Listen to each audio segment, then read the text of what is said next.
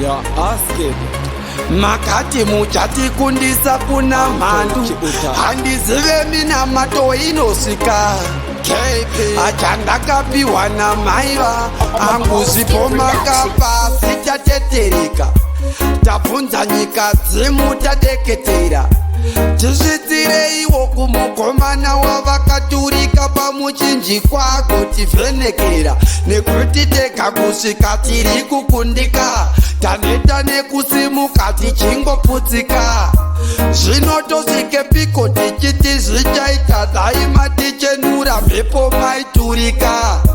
imi baba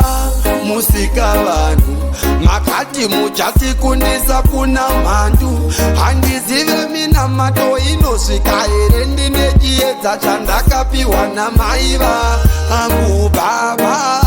musika vanhu makati muchatikundisa kuna mhandu handizive mina mato inosvika here ndine chiedza chandakapiwa namaiva ndicho chiedza chidoko chandofamba nacho kukurura ndichizvivharira pandofamba napo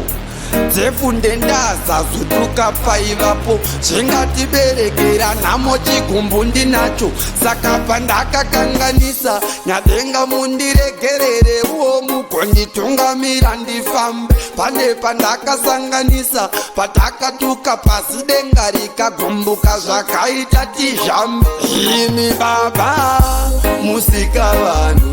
makati muchatikundisa kuna mhandu handizive mina mato inosvika here ndine chiedza chandakapiwa namaiva angu baba musika vanhu makati muchatikundisa kuna mhandu handizive mina mato inosvika here ndine chiedza chandakapiwa namaiva hachimwene vakurirarira nhamo yavakurira KP hachavabatsira hachimwene vakurira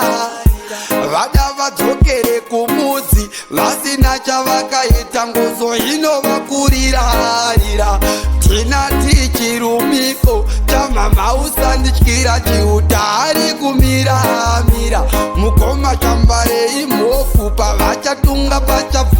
imi baba musika vanhu makati muchatikundisa kuna mhandu handizive mina mato inosvika here ndine chiedza chandakapiwa namaiva angu baba musika vanhu makati muchatikundisa kuna mhandu handizive mina mato inosvika here ndine chiedza chandakapiwa namaiva angu baba musika vanhu makati muchatikundisa kuna mhandu handizive mina mato inosvika here ndine chiedza chandakapiwa namaiva